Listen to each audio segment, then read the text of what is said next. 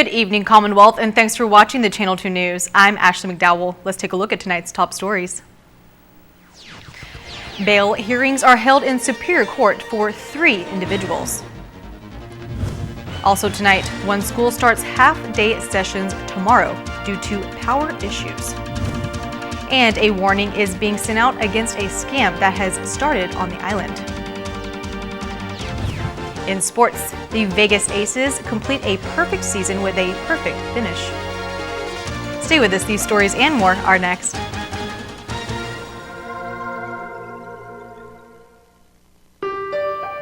"48 hours. That's all we get in a week. But those 48 hours, we try to make them last forever. How? By filling them fast with all the right stuff. With a lot of laughter, a little drama, some adventure, and a whole lot of love. Dad, Mom's here. It happens pretty quick, Bye, Dad. but it's cool.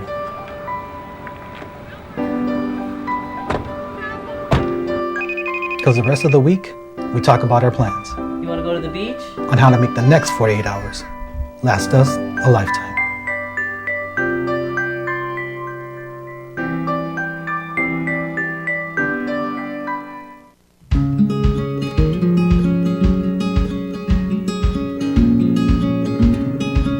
Green sea turtles and hawksbill turtles call the Mariana Islands home. They're an important part of the marine ecosystem. They are under threat, and they are protected under CNMI law.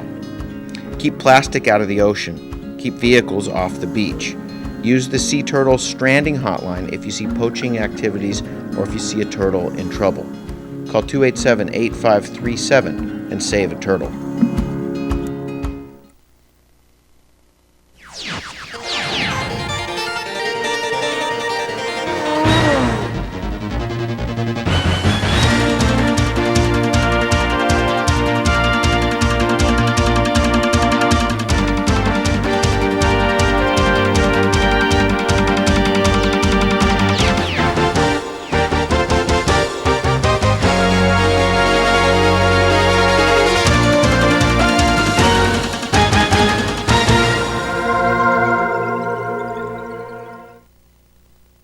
Half a day, Tirawami, and good evening, Commonwealth. Today is Monday, November 18th, 2019. In court, 3 bail hearings are held in the courtroom of Associate Judge Kenneth Govindo. 33-year-old Kazuyuki Lizama is charged with assault and battery and assault with a dangerous weapon. According to court documents, on October 9th, Lizama allegedly attacked a friend with a skillet, striking him on the right side of the head when the victim entered Lizama's house. This led to a confrontation between the two, where the victim drove to DPS to report the incident. A cash bail has been set for $10,000, where Lizama must pay 10% to be released. Judge Govindo denied release to a third-party custodian of his wife, as she was at the scene as a witness. In the second bail hearing, a 33-year-old male, Ryan Pua, is charged with disturbing the peace and assault with a dangerous weapon. Court documents state Pua allegedly struck a male with a machete on August 31st. When DPS arrived to the scene, Pua was holding 2 machetes in one hand and a bottle of liquor in the other. Officers asked Pua to drop the machetes down, and Pua complied. Bail has been set at $10,000, as this is not the first offense this year. And in the third bail hearing this morning, 30-year-old Marjolin Napati is charged with illegal possession of a Schedule II controlled substance, methamphetamine. Court documents state on November 14th, K-9 units responded to an envelope at the Star Marianas cargo area destined for Tinian. The envelope had 5 small Ziploc baggies inside, containing a clear substance addressed from Napati. The substance tested positive for presence of meth. Bail is set at $10,000 until a third-party custodian is assigned. For all 3 cases, a preliminary hearing is set for November 27th at 9 a.m., and an arraignment is set for December 16th at 9 a.m. Beware of scammers. That is the message from the Office of the CNMI Census 2020. A release has been sent out that the CNMI Census 2020 office has been receiving calls from people in the public reporting certain people are visiting their home, claiming to be a representative of the census field personnel. There are no employees doing field work right now, according to the census office. The employees will not be in the field until January 2020. Also, when the census employees do begin making the rounds to people's homes, the CNMI census manager states they will never ask for your social security number, your bank account or credit card info, passwords or PIN codes, money or donations, or contact on behalf of a political party. Again, they will never ask for that information. If this has happened to you or someone you know, contact the census office at 670-682-2020. Austerity has been lifted, allowing government operations to return to regular work hours. Sally Lemus heads up to Capitol Hill to get the CNMI's economy report. The CNMI government was under austerity measures since late June of this year. Work hours were cut, schools were affected, and it also impacted local businesses. As reported last week, Governor Ralph Torres ends austerity in the CNMI as projections in the past months have progressed, according to Secretary of Finance David Atelig. I think obviously we all know that we had some challenges after we ended the year FY18, not only because of the typhoon, but we did have a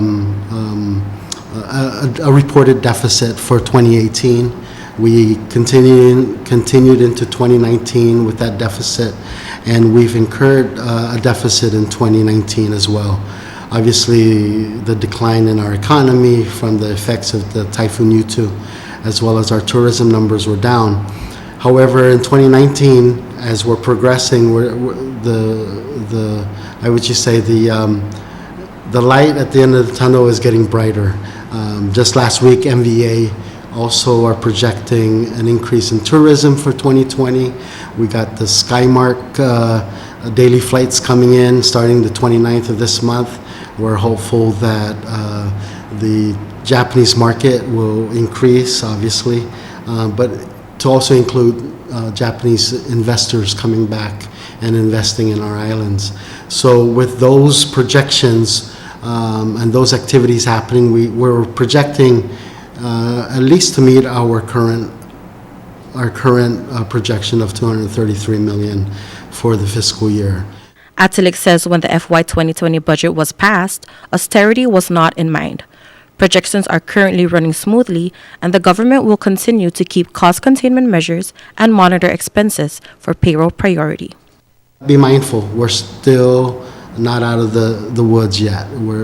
We have obligations we still need to pay, and we're still going to watch our expenses and make sure that we reduce the deficit into the new fiscal year. So this fiscal year being working and prioritizing, taking care of our vendors, taking care of our debts, and hopefully move forward in the new fiscal year, or end our current fiscal year in a better position than we were in the last 2 fiscal years. So that is the goal. This is Sally Lemus for KSPN News. Dan Middle School will start half-day classes tomorrow due to power issues. Sally Lemus has more details. It was after Typhoon Bueloy when Dandan Middle School began to have power issues on campus. This led to 3 buildings having no air conditioning, making it uncomfortable for students. There was a pop right after the typhoon. We reported to work late in the afternoon or early in the afternoon at about lunchtime. I was doing my supervision, and there was a pop that we heard of, and we thought it was outside the school, but it was investigated that it was a in-school issue, not a CUC issue. So it's about one of our transformers just, I guess, gave up. I don't know. Starting tomorrow, Dandan Middle School will be conducting half-day classes until power issues become resolved. Instructional time will now be 30 minutes per period, but Principal James Sablon says the learning still happens. Every time you change the regular school schedule, it was affected. But because we're still encouraging and we're still teachers are still doing instruction, we're not saying we're going to stop. We're just saying we have to do something in order to address the issue. KSPN speaks with a teacher who has a classroom in one of the affected buildings. With the situation that you guys are in right now, how does it affect them? Well, a couple of ways. One, we have all of our electronics equipment. They can't access the internet. It's a lot because of the fluctuations in the beginning before it went out. We have a lot of damaged equipment, and we're still trying to figure out how much of that there is. It's hot. There's no fan. The new construction, we don't have like the old days when they used to have louver windows. We could open it very easy. Now we have smaller windows, and the airflow is just not there. So yeah, it's hot. It's hard to concentrate, especially in the afternoon or when it's raining. It's just muggy. The power issues have also affected the hardwares of computers being used in the classrooms and laptops, which are impossible to charge with the limited power resource. Most of the challenge comes from when kids have to submit assignments, and 90% of our assignments are online. It's a 21st century school. We do everything through Google Classroom, Google Apps, blogs, and such. So it's when you don't have access to that, it's almost like you've handicapped that access to things. Sablon says PSS has been working closely with the Commonwealth Utilities Corporations and is hopeful that power will be restored by the first week of December. Reporting for KSPN, I'm Sally Lemes. This morning, an earthquake occurred near Guam. At 9:58 this morning, a report of a 5.2 magnitude earthquake hit just about 10 miles southeast of Guam. Some areas may have experienced shaking, but no tsunami threats have been issued for Guam or the CNMI. For more information, you may contact the CNMI EOC State Warning Point at 237-8000. Coming up, the holiday is fast approaching, and as early as now, everyone can start wrapping up presents. Find out what we mean after the break.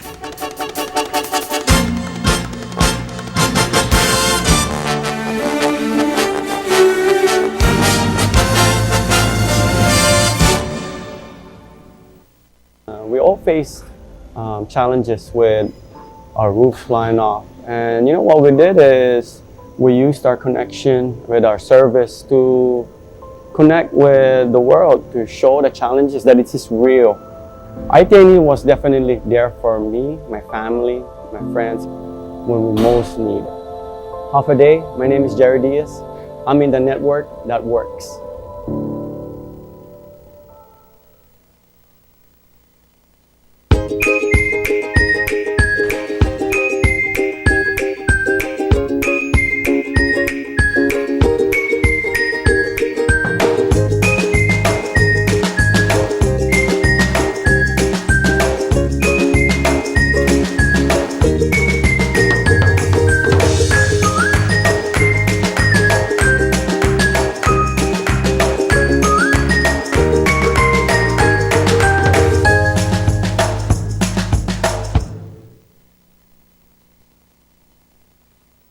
Watch the Visitors Channel online, on time, anytime at saipantv.com. Where to go, what to see, what to do, restaurants, spas, activities, and culture, it's all in one place, in high definition, on your mobile device. saipantv.com. Check it out. Welcome back to the Channel 2 News. A nationwide charity started by the Marines is operating their 10th year in the Marianas, and they never fail to bring hope and toys to children for Christmas on Saipan, Tinian, and Rhoda. Toys for Tots, a charity sponsored by the Marine Corps Reserves, have collected more than 500 million toys in the last 72 years. This is their 10th year in the Marianas, and as early as now, they have already set up with the Saipan young professionals in preparing for this exciting event. Throughout October, November, and December, anyone can donate a new unwrapped toy in any of these boxes, and we'll come back up throughout the campaign, collect the toys, and they'll get turned over to our various partners to help us distribute them to children in need. Businesses around the island that would like to join their campaign in bringing joy to the children of the CNMI. Last year, the Toys for Tots were able to collect 3,000 presents for the children in the CNMI. It's just amazing to be able to provide a smile to every child on the island on Christmas morning. Just to get that feeling on Christmas Eve that they know and the parents know that their kids are going to have just an amazing morning and are thought about and are cared for and loved. Just brings joy to my heart as far as executing this mission. Over the weekend, the Eland Youth Alliance kicked off at the Kensington Hotel, and KSPN was there to capture the opening ceremony. It's the Eland Environmental Youth Alliance, a program designed to encourage students of Saipan to participate in environmental conservation and to raise awareness within the community. Some of schools are focusing on like beach cleanup, community cleanup, trash picking, trash pickup, and things like that. And also there are many schools who propose that like school-wide campaigns to promote like recycling and reducing plastic use and stuff like that. We want the students to like have more attention to these environmental issues, so they would like read an article and watch a video and like be more advocate. 11 clubs from 9 different schools are part of the Eland Environmental Youth Alliance this year, where Elands provides $500 to each group every month until the end of May to fund the environmental activities. We're very excited that a company realizes how important our precious environment is. We live in an island paradise, and I just feel like we have so many gems here from our beaches. But for example, if we look at the grotto, right, we see how quickly a gem can turn into an ashtray. So just to be frank, I feel like initiatives like this are a great way to promote education, to teach the kids about environmental stewardship. Vivian and Julia are from Marianas High School and say they are excited to work with other schools to preserve the environment. It's really great being a part of like this community of people because when we started the club in our school, it was like kind of hard to get members. But then like now that we've expanded to sort of an island-wide level, we get to cooperate with like other schools that's like all around the CNMI, which is in my opinion like a really great thing. It's really unique. To have Eland help us with like funding and to provide us with things that's like hard for us to provide for ourselves gives us like a bigger opportunity to help out the environment and to do better with our clubs. On Guam, a settlement has been reached on a complaint that was filed saying the Land Trust Act is unconstitutional. KUAM reports. Half a day CNMI, here's what's making news on Guam. The lawyer for the Chamorro Land Trust Commission confirms that a tentative settlement has been reached with the U.S. Justice Department over its complaint that the Land Trust Act is racially discriminatory. Details have not been released as the agreement is still subject to further review by the DOJ leadership and the governor's office. Nestor LaContra reports. The sides have been in settlement talks at the district court the past 2 days. Documents state a tentative agreement was reached by the parties subject to legislative approval and that the case is stayed and the trial date and all related deadlines have been vacated. CLTC attorney Mike Phillips. In terms of the specifics, I'm not allowed to go over any of that. You have the document that indicates that there's a tentative settlement. What would usually happen is, like I guess specifically in this case, the governor would need to review, and she has her representatives that would be briefing her regarding how settlement discussions are going.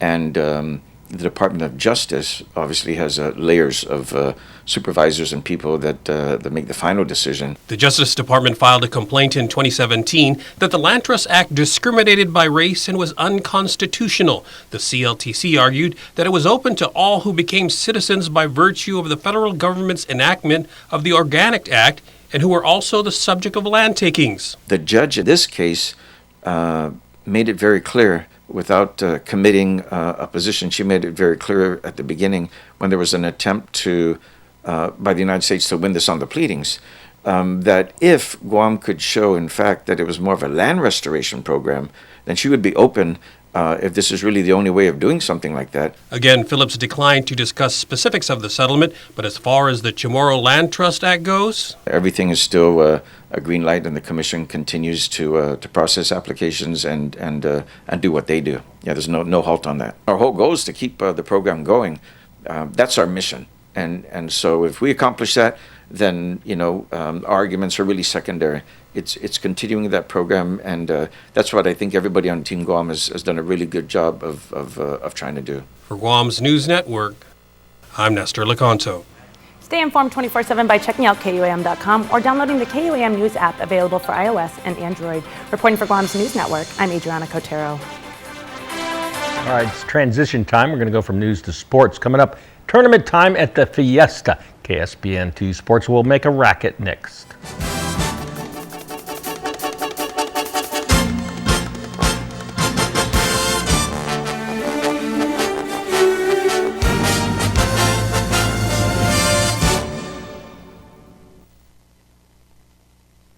Faster, easier to use.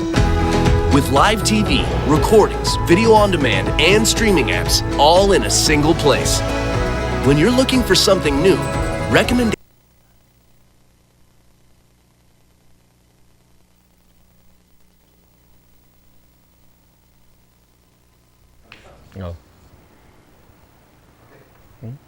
All right, coming up, we got some very exciting basketball. In fact, it's the game of the year. That's next.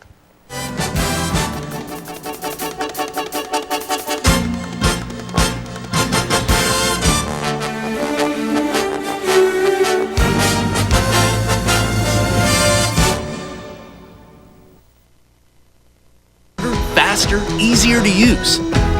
With live TV, recordings, video on demand, and streaming apps, all in a single place. When you're looking for something new, recommendations are tailored to you. Voice-powered, personalized results to find what you want faster. And the unlimited potential of smart home. The new experience from TiVo is here.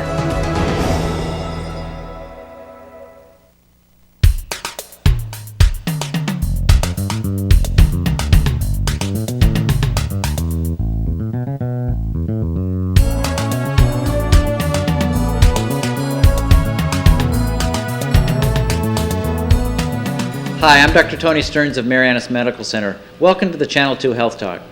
In tonight's Health Talk, we continue our series on how to become a healthier individual. And tonight I'm going to focus on activity and how to find joy in being active.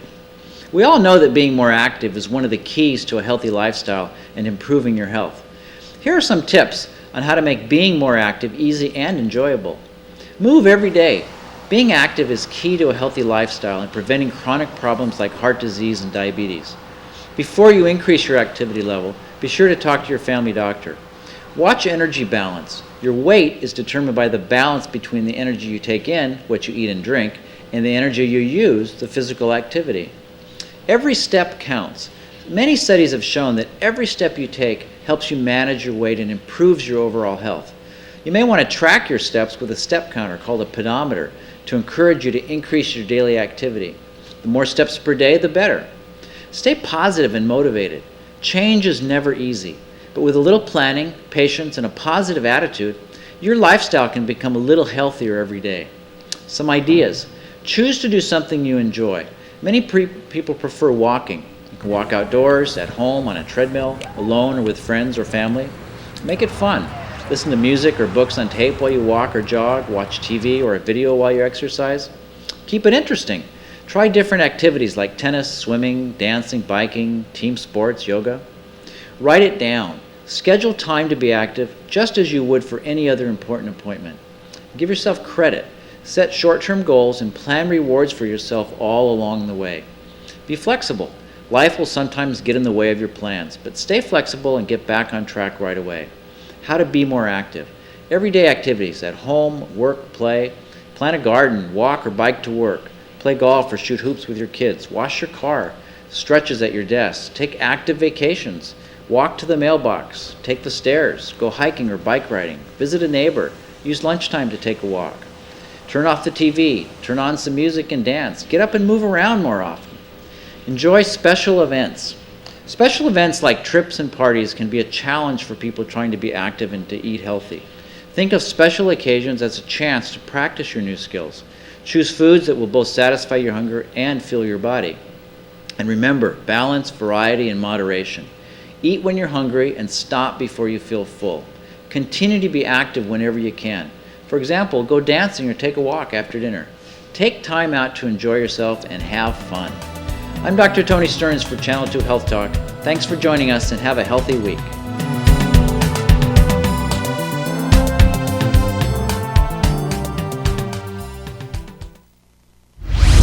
Buenas sports fans.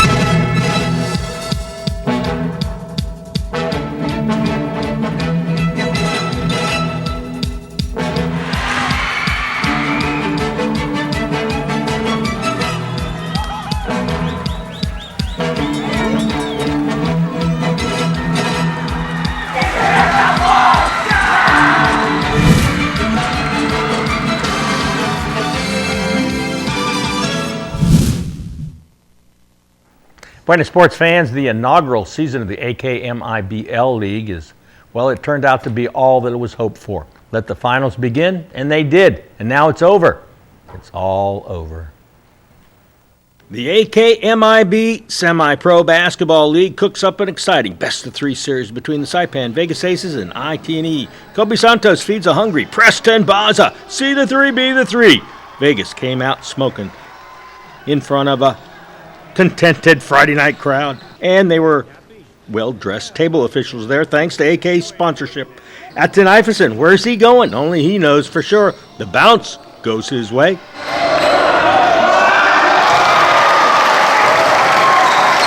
The rebound goes the way to Preston Baza. The down-court pass to Santos. IT&E's too slow to cover him. B the 3, B3 bingo. Aces supporters feeling confident but not yet jubilous because they know IT&E can be dangerous. Darwin Barbo, the step back, book it. Get out of the way, Preston coming through.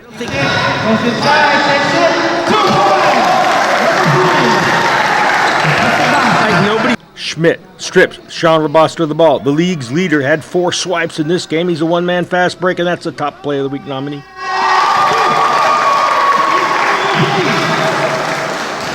Aces swing the ball around.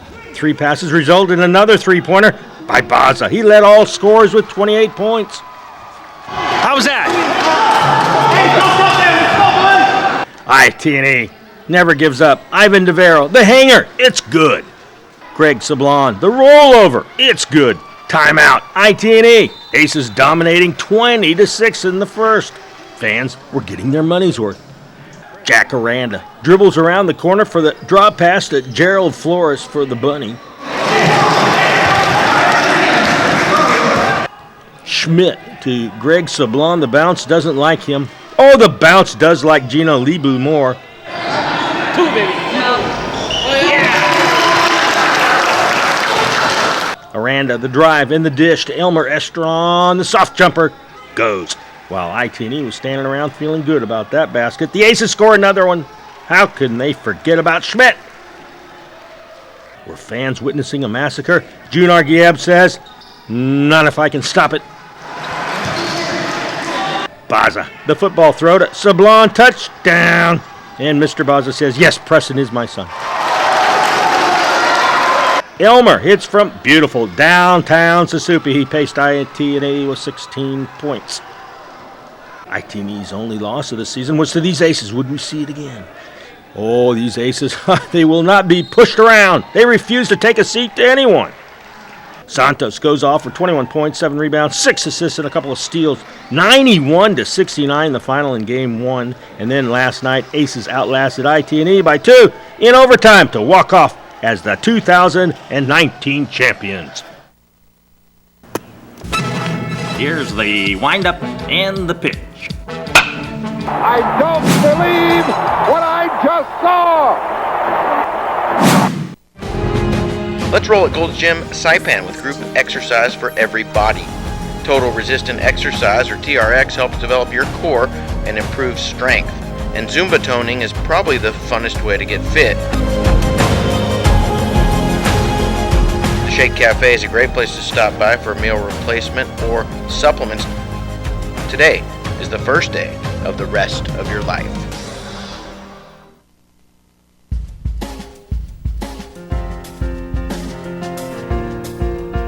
Yeah, It's a nice day to be a bird. High 82, low 74. Rain here in Susupe, we had 1.96 inches, almost 2 inches. Humidity 79% tomorrow. Partly cloudy, isolated showers, east winds 10 to 20. High 82, low 74 again maybe. Seas 5 to 7 feet. Sunrise at 6:20, high tide at 1:55, sunset at 5:44. That magic number. 5:44. Yeah. Get used to it. Yep. Still got a couple more weeks of that. At that same time. So the Toys for Tots. Oh, that's great. I remember the very first one 10 years ago. Jerry Willis helped started that, and yeah, what a great, you make a difference in somebody's do. life, and Especially children. buy yeah. some, if you want to, you can't change the world, but you can have some positive impact on something. And I know as a kid, not having anything for Christmas would be, Very upsetting. it's not Christmas, Yeah. but to get a really nice toy, something high quality, Right. that'd be nice. I like that saying, you can't change the world, but you can change a child's Christmas. There you I go. like that. Well, thanks for watching. Please do tune in tomorrow night at 6. Have a great rest of your evening. Good night.